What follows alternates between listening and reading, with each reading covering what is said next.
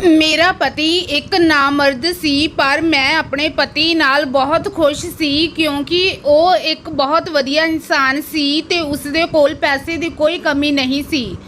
एक दिन मैनू चक्कर आया ते मेरा पति मैनू डॉक्टर दे कोल लै गया। चैकअप तो बाद पता लग्या कि मैं प्रैगनेंट सी। मेरी प्रैगनेंसी दी खबर सुन के मेरे पति ने जो मेरे नाल कीता वो सुन के तुहाडे रोंगटे खड़े हो जाणगे क्योंकि मेरा नाम कुलजीत है। मेरी उम्र 35 तो 36 साल हो चुकी सी पर अजे तक मेरा विआह नहीं होया सी क्योंकि मेरी माँ बाप बचपन विच ही गुजर गए सी ते मेरे उपर मेरियां 2 छोटियां भैणां दी जिम्मेवारी सी। मैं छोटी मोटी नौकरी करके अपनियां भैणां दा पेट पाल रही सी। कुछ टाइम बाद मैं अपनी भैणां दा विआह कर दिता। अपनियां दोहां भैणां दे विआह तो बाद मैं घर विच इकल्ली रह गई। माँ बाप का साया तो पहला ही उठ गया सी ते हुण भैणां भी पराइयां हो चुकियां सी। इकल्लेपन की वजह करके हुण मैनू भी किसी दे साथ की जरूरत सी। मैनू अपनी जिंदगी विच अजिहे साथी की जरूरत सी जो मेरी तन्हाई नू दूर कर सके ते मेरी जिंदगी खुशियां नाल भर देवे। मेरी उम्र ज़्यादा होने करके कोई मेरे लिए रिश्ता भी नहीं होंदा सी। मेरे दिन इस तरह ही गुजर रहे सी। फिर एक दिन मैं बाजार गई, उत्थे मेरी पुरानी सहेली मिल गई। असी दोनों एक दूजे नू बहुत चिरां बाद मिलियां सी। उसदा विआह हो गया सी ते उसदे बच्चे भी हो गए सी। उसने अचानक मेरे विआह बारे पुछया तो मैं उसनू सब सच दस दिता। गल्लां गल्लां विच उसने दस्सिया कि उसदा एक भरा है जिसदी उम्र करीब 40 साल हो गई है ते उसदा विआह भी हो गया सी पर उसदी पत्नी इसलिए छड्ड के चले गई क्योंकि उसदा भरा अपनी पत्नी नू औलाद दी खुशी ना दे सकदा सी। मेरी सहेली दा घर रुपए पैसिਆਂ दी कोई कमी नहीं सी, बस एक ही कमी सी कि उसदा भरा औलाद पैदा नहीं कर सकदा सी। ओ मेरे नाल ये सब गल्लां कर ही रही सी कि मेरे मुँह च निकल गया कि तू अपने भरा नाल मेरा विआह करवा दे। मैं तेरे नाल वादा करदी हाँ कि मैं तेरे भरा नू छड्ड के कदे नहीं जावांगी ते ना ही कदे किस गल ते ताने देवांगी। मेरियां गल्लां सुन के मेरी सहेली हैरान हो गई। उसने कहा, इन्नी वड्डी सच्चाई जान के भी तू मेरे भरा नाल विआह करवाउणा चाहुंदी आ? मैं उसनू कहा, इस तरह जीन नालों चंगा मैं तेरे भरा दा सहारा बना ते ओ मेरा। आखिर मैं कदों तक इकल्ली रहांगी? मेरा हाल तो अजिहा है कि जे मैं मर भी गई तो किसी नू कन्नो कन्नी खबर तक नहीं होनी। मेरी सहेली मेरा यह फैसला सुन के खुश हो गई क्योंकि घर विच किसी औरत की जरूरत सी। उसदी माँ बहुत समा पहला मर गई सी ते उसदा भरा अपने बुढ़े माँ बाप नाल रहिंदा सी। उसने कहा, मैं अपने भरा नू पुछ के दसदी हाँ। वैसे भी ये विआह नू पक्का ही समझी क्योंकि मेरे भरा नू तेरे जही कुड़ी दी जरूरत आ। फिर एक दिन मेरी सहेली मेरे घर आई ते ओ बहुत खुश सी।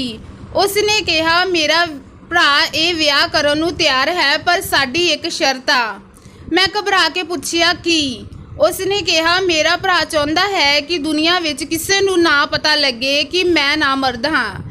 मैं कहा, बस इन्नी क्यों गल, तुसी बेफिक्र हो जावे। अगले कुछ दिनों च मेरा ते गुरजीत का विआह हो गया।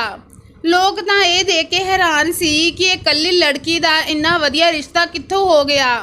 मैं विआह तो बाद जदों गुरजीत दे घर आई तो ये देख के हैरान सी कि गुरजीत का घर आलीशान बंगला सी। मेरा कमरा बहुत वधिया तरीके नाल सजाया होया सी। मैं अंदर बैठी तो गुरजीत कमरे विच आए पर उन्हां दे अंदर एक झिझक सी। उन्हां नूं अपने अंदर दी कमी दा डर सी पर मैं एक मैच्योर औरत सी। मैं उसदा हथ फड़ के कहा, तुसी परेशान ना होवो, ये गल मैं अपने कमरे तो बाहर कदे नहीं जान देवांगी ते ना ही मैं कदे इस गल दा जिक्र करांगी। मेरा इन्ना कहण ते गुरजीत दा चेहरा खिड़ उठिया ते ओह कहण लगे, तैनू देख के लगदा हुण मेरी जिंदगी विच मैनू सब कुछ मिल गया। फिर गुरजीत अपनी पहली पत्नी बारे दसन लगे कि साडे विआह होए नूं 1 साल लंघ गया पर बच्चा ना होया। असी डॉक्टर कोल गए तो डॉक्टर ने मेरे विच ही कमी दसी ते मेरी पत्नी मैनू छड्ड के चले गई। तां ही मैं दोबारा विआह नहीं करवाउणा चाहुंदा क्योंकि मैनू सी जे कोई भी मेरी जिंदगी विच आई ਉਸਨੇ ਫਿਰ ਮੈਨੂੰ ਛੱਡ ਕੇ ਚਲੇ ਜਾਣਾ ਤੇ ਮੈਂ ਵਾਰ-ਵਾਰ ਨਹੀਂ ਟੁੱਟਣਾ ਚਾਹੁੰਦਾ ਸੀ। ਮੇਰੇ ਦਿਲ ਵਿੱਚ ਵੀ ਬੱਚੇ ਦੀ ਤਮੰਨਾ ਸੀ, ਪਰ ਮੈਨੂੰ ਇਹ ਗੱਲ ਬਹੁਤ ਚੰਗੀ ਤਰ੍ਹਾਂ ਪਤਾ ਸੀ ਕਿ ਮੇਰਾ ਪਤੀ ਕਦੇ ਬਾਪ ਨਹੀਂ ਬਣ ਸਕਦਾ। ਇਸ ਲਈ ਮੈਂ ਔਲਾਦ ਦੀ ਖਵਾਇਸ਼ ਨੂੰ ਆਪਣੇ ਅੰਦਰ ਹੀ ਮਾਰ ਦਿੱਤਾ ਤੇ ਗੁਰਜੀਤ ਨੂੰ ਯਕੀਨ ਦਿਵਾਇਆ ਕਿ ਮੈਂ ਤੇਰੇ ਤੋਂ ਬੱਚੇ ਦੀ ਖਵਾਇਸ਼ ਨਹੀਂ ਰੱਖਾਂਗੀ। ਦਿਨ ਗੁਜ਼ਰਦੇ ਗਏ ਤੇ ਮੈਂ ਗੁਰਜੀਤ ਦੇ ਦਿਲ ਵਿੱਚ ਆਪਣੀ ਜਗ੍ਹਾ ਬਣਾਉਂਦੀ ਜਾ ਰਹੀ ਸੀ। ਮੈਂ ਗੁਰਜੀਤ ਦੀ ਤੇ ਉਸਦੇ ਬਾਪ ਦੀ ਬਹੁਤ ਸੇਵਾ ਕਰਦੀ। ਇੱਕ ਦਿਨ ਅਸੀਂ ਟੇਬਲ ਤੇ ਬੈਠ ਕੇ ਖਾਣਾ ਖਾ ਰਹੇ ਸੀ ਕਿ ਮੈਨੂੰ ਚੱਕਰ ਆਉਣ ਲੱਗੇ ਤੇ ਮੈਂ ਡਿੱਗਦੀ ਬਚੀ। ਗੁਰਜੀਤ ਮੈਨੂੰ ਡਾਕਟਰ ਦੇ ਕੋਲ ਲੈ ਗਏ। ਜਦੋਂ ਡਾਕਟਰ ਨੇ ਚੈੱਕਅਪ ਕੀਤਾ ਤਾਂ ਜੋ ਉਹਨਾਂ ਨੇ ਕਿਹਾ ਉਹ ਸੁਣ ਕੇ ਮੈਂ ਤੇ ਮੇਰਾ ਪਤੀ ਸੁੰਨ ਹੋ ਗਏ। ਡਾਕਟਰ ਨੇ ਖੁਸ਼ ਹੋ ਕੇ ਕਿਹਾ, ਤੂੰ ਮਾਂ ਬਣਨ ਵਾਲੀ ਆ। ਮੈਂ ਤੇ ਗੁਰਜੀਤ ਇੱਕ ਦੂਜੇ ਨੂੰ ਅਜੀਬ ਨਜ਼ਰਾਂ ਨਾਲ ਦੇਖਣ ਲੱਗੇ ਕਿਉਂਕਿ ਮੈਨੂੰ ਤੇ ਗੁਰਜੀਤ ਨੂੰ ਚੰਗੀ ਤਰ੍ਹਾਂ ਪਤਾ ਸੀ ਕਿ ਗੁਰਜੀਤ ਕਦੇ ਬਾਪ ਨਹੀਂ ਬਣ ਸਕਦਾ ਸੀ ਤੇ ਫਿਰ ਇਹ ਬੱਚਾ ਕਿਸ ਦਾ ਸੀ। ਆਖਿਰ ਮੈਂ ਪ੍ਰੈਗਨੈਂਟ ਕਿਵੇਂ ਹੋਈ? ਡਾਕਟਰ ਦੇ ਹੱਥ ਵਿੱਚੋਂ ਗੁਰਜੀਤ ਨੇ ਰਿਪੋਰਟ ਲਈ ਤੇ ਬਿਨਾਂ ਕੁਝ ਕਹੇ ਮੈਨੂੰ ਬਾਂਹ ਤੋਂ ਫੜ ਕੇ ਗੱਡੀ ਤੱਕ ਲੈ ਆਏ ਤੇ ਇੰਨੇ ਗੁੱਸੇ ਵਿੱਚ ਸੀ ਕਿ ਗੱਡੀ ਇੰਨੀ ਤੇਜ਼ ਚਲਾਈ ਕਿ ਮੈਂ ਡਰ ਗਈ। ਮੈਨੂੰ ਵੀ ਸਮਝ ਨਹੀਂ ਆ ਰਿਹਾ ਸੀ ਆਖਿਰ ਇਹ ਹੋ ਕੀ ਰਿਹਾ। ਘਰੇ ਮੇਰਾ ਸਹੁਰਾ ਸਾਹਿਬ ਸਾਡਾ ਇੰਤਜ਼ਾਰ ਕਰ ਰਹੇ ਸੀ। ਸਾਡੇ ਘਰ ਆਉਂਦਿਆਂ ਹੀ ਉਹਨਾਂ ਨੇ ਫਿਕਰ ਨਾਲ ਪੁੱਛਿਆ, ਕੀ ਦੱਸਿਆ ਡਾਕਟਰ ਨੇ? ਗੁਰਜੀਤ ਨੇ ਗੁੱਸੇ ਵਿੱਚ ਕਿਹਾ, ਤੁਹਾਡੀ ਨੂੰਹ ਮਾਂ ਬਣਨ ਵਾਲੀ ਆ, ਜਦ ਕਿ ਮੈਂ ਬਹੁਤ ਚੰਗੇ ਤਰੀਕੇ ਨਾਲ ਜਾਣਦਾ ਕਿ ਇਹ ਬੱਚਾ ਮੇਰਾ ਨਹੀਂ ਆ। ਗੁਰਜੀਤ ਦੀਆਂ ਗੱਲਾਂ ਸੁਣ ਕੇ ਮੇਰੇ ਸਹੁਰਾ ਸਾਹਿਬ ਹੈਰਾਨਗੀ ਨਾਲ ਪੁੱਛਣ ਲੱਗੇ, ਇਹ ਕੀ ਕਹਿ ਰਿਹਾ ਤੂੰ? ਮੈਂ ਹਾਲ ਵਿੱਚ ਪਏ ਸੋਫੇ ਤੇ ਬੈਠ ਗਈ ਕਿਉਂਕਿ ਮੇਰੇ ਵਿੱਚ ਹੁਣ ਬਰਦਾਸ਼ਤ ਕਰਨ ਦੀ ਹਿੰਮਤ ਨਹੀਂ ਸੀ ਕਿਉਂਕਿ ਮੈਂ ਬੇਕਸੂਰ ਸੀ, ਲੇਕਿਨ ਮੇਰਾ ਪਤੀ ਚੀਕ ਕੇ ਮੈਨੂੰ ਬੇਇੱਜ਼ਤ ਕਰ ਰਿਹਾ ਸੀ। ਗੁਰਜੀਤ ਦੀਆਂ ਗੱਲਾਂ ਸੁਣ ਕੇ ਮੇਰੇ ਸਹੁਰਾ ਸਾਹਿਬ ਗੁੱਸੇ ਵਿੱਚ ਬੋਲੇ, ਕੁਝ ਤਾਂ ਸੋਚ ਸਮਝ ਕੇ ਗੱਲ ਕਰਿਆ ਕਰ। ਆਪਣੀ ਪਤਨੀ ਤੇ ਇਲਜ਼ਾਮ ਲਗਾਉਣ ਤੋਂ ਪਹਿਲਾਂ ਕੁਝ ਤਾਂ ਸ਼ਰਮ ਕਰ। ਆਪਣੇ ਸਹੁਰੇ ਸਾਹਿਬ ਦੀਆਂ ਗੱਲਾਂ ਸੁਣ ਕੇ ਮੈਨੂੰ ਥੋੜੀ ਹਿੰਮਤ ਮਿਲੀ। ਮੈਂ ਰੋਂਦੀ ਨੇ ਗੁਰਜੀਤ ਨੂੰ ਕਿਹਾ, ਮੈਂ ਨਹੀਂ ਜਾਣਦੀ ਕਿ ਇਹ ਬੱਚਾ ਮੇਰੇ ਪੇਟ ਵਿੱਚ ਕਿਵੇਂ ਆਇਆ ਕਿਉਂਕਿ ਮੇਰੀ ਜ਼ਿੰਦਗੀ ਵਿੱਚ ਤੇਰੇ ਤੋਂ ਇਲਾਵਾ ਕੋਈ ਨਹੀਂ ਆ। ਗੁਰਜੀਤ ਨੇ ਗੁੱਸੇ ਵਿੱਚ ਕਿਹਾ, ਤੂੰ ਤਾਂ ਚੁੱਪ ਹੀ ਰਹਿ। ਅੱਜ ਮੈਨੂੰ ਪਤਾ ਲੱਗਿਆ ਤੇਰਾ ਵਿਆਹ ਕਿਉਂ ਨਹੀਂ ਹੋ ਰਿਹਾ ਸੀ ਤੇ ਤੂੰ ਮੇਰੇ ਨਾਲ ਵਿਆਹ ਇਸ ਕਰਕੇ ਹੀ ਕੀਤਾ ਕਿਉਂਕਿ ਤੈਨੂੰ ਚੰਗੀ ਤਰ੍ਹਾਂ ਪਤਾ ਸੀ ਕਿ ਮੈਂ ਬਾਪ ਨਹੀਂ ਬਣ ਸਕਦਾ। ਇਸ ਕਰਕੇ ਮੈਂ ਤੇਰਾ ਹਰ ਜੁਰਮ ਮਾਫ ਕਰ ਦਿਉਂ, ਪਰ ਤੂੰ ਗਲਤ ਸੀ।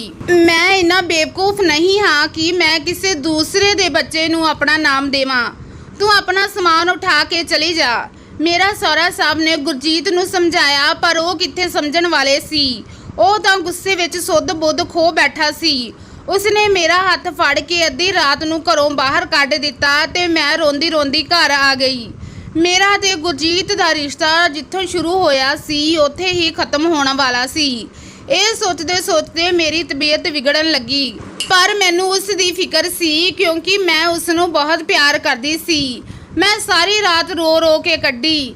ਸਵੇਰ ਹੁੰਦੇ ਹੀ ਮੇਰੀ ਸਹੇਲੀ ਜਾਣੇ ਕਿ ਰਿਸ਼ਤੇ ਵਿੱਚ ਲੱਗਦੀ ਮੇਰੀ ਨਨਾਣ ਆ ਗਈ। ਉਹ ਮੈਨੂੰ ਸਮਝਾ ਬੁਝਾ ਕੇ ਚਲੇ ਗਈ, ਪਰ ਮੈਨੂੰ ਆਪਣੀ ਸਹੇਲੀ ਦੀ ਗੱਲ ਤੇ ਬਿਲਕੁਲ ਯਕੀਨ ਨਹੀਂ ਸੀ।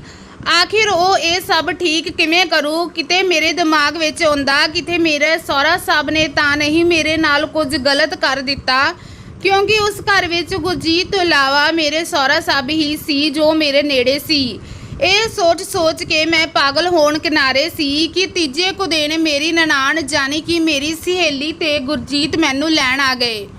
ਗੁਰਜੀਤ ਨੂੰ ਦਰਵਾਜ਼ੇ ਤੇ ਦੇਖ ਕੇ ਮੈਂ ਹੈਰਾਨ ਹੋ ਗਈ। ਆਖਿਰ ਗੁਰਜੀਤ ਮੈਨੂੰ ਲੈਣ ਕਿਵੇਂ ਆ ਗਿਆ? ਲੇਕਿਨ ਮੇਰੇ ਲਈ ਤਾਂ ਸਿਰਫ ਇੰਨਾ ਹੀ ਕਾਫੀ ਸੀ ਕਿ ਮੈਨੂੰ ਦੁਬਾਰਾ ਗੁਰਜੀਤ ਦੀ ਜ਼ਿੰਦਗੀ ਵਿੱਚ ਸ਼ਾਮਿਲ ਹੋਣ ਦਾ ਮੌਕਾ ਮਿਲ ਰਿਹਾ ਸੀ। ਮੈਂ ਬਿਨਾਂ ਕੁਝ ਬੋਲੇ ਗੱਡੀ ਵਿੱਚ ਬੈਠ ਗਈ। ਘਰ ਜਾ ਕੇ ਦੇਖਿਆ ਤਾਂ ਘਰ ਪੂਰੀ ਤਰ੍ਹਾਂ ਸਜਾਇਆ ਹੋਇਆ ਸੀ। ਸਹੁਰਾ ਸਾਹਿਬ ਨੇ ਬੜੀ ਖੁਸ਼ੀ ਨਾਲ ਮੇਰਾ ਸਵਾਗਤ ਕੀਤਾ। ਇਹ ਸਭ ਦੇਖ ਕੇ ਮੈਂ ਹੈਰਾਨ ਸੀ। ਮੇਰੀ ਸਹੇਲੀ ਨੇ ਮੈਨੂੰ ਬੜੇ ਪਿਆਰ ਨਾਲ ਗੱਲ ਲਾਇਆ ਤੇ ਮੈਨੂੰ ਕਿਹਾ, ਤੇਰਾ ਬਹੁਤ ਸ਼ੁਕਰੀਆ, ਤੂੰ ਮੈਨੂੰ ਭੂਆ ਬਣਨ ਦਾ ਮੌਕਾ ਦਿੱਤਾ। ਮੈਂ ਹੈਰਾਨੀ ਨਾਲ ਇੱਕ ਨਜ਼ਰ ਗੁਰਜੀਤ ਤੇ ਪਾਈ। ਉਹ ਉਂਝ ਨੀਵੀਂ ਪਾਏ ਖੜੇ ਸੀ। ਫਿਰ ਮੇਰੀ ਨਣਦ ਮੈਨੂੰ ਸਾਰਾ ਸੱਚ ਦੱਸਣ ਲੱਗੀ ਕਿ ਪਾਪਾ ਨੂੰ ਤੇਰੇ ਉੱਪਰ ਪੂਰਾ ਵਿਸ਼ਵਾਸ ਸੀ ਕਿ ਤੂੰ ਬਹੁਤ ਵਧੀਆ ਕੁੜੀ ਆ, ਕਦੇ ਕੁਝ ਗਲਤ ਕਰ ਹੀ ਨਹੀਂ ਸਕਦੀ। ਪਾਪਾ ਨੇ ਗੁਰਜੀਤ ਨੂੰ ਸਮਝਾਇਆ ਤੇ ਅਸੀਂ ਉਸ ਲੇਡੀ ਡਾਕਟਰ ਕੋਲ ਗਏ ਜਿਸ ਨੇ ਪਹਿਲਾਂ ਦੱਸਿਆ ਸੀ ਕਿ ਗੁਰਜੀਤ ਕਦੇ ਬਾਪ ਨਹੀਂ ਬਣ ਸਕਦਾ। ਲੇਡੀ ਡਾਕਟਰ ਗੁਰਜੀਤ ਨੂੰ ਦੇਖ ਕੇ ਪਹਿਚਾਨ ਗਈ। ਜਦੋਂ ਗੁਰਜੀਤ ਨੇ ਉਸ ਨੂੰ ਦੱਸਿਆ ਕਿ ਮੇਰੀ ਪਤਨੀ ਪ੍ਰੈਗਨੈਂਟ ਹੈ ਤਾਂ ਲੇਡੀ ਡਾਕਟਰ ਨੇ ਕਿਹਾ, ਮੈਨੂੰ ਮਾਫ ਕਰ ਦਿਓ, ਤੁਹਾਡੇ ਅੰਦਰ ਕੋਈ ਕਮੀ ਨਹੀਂ ਸੀ।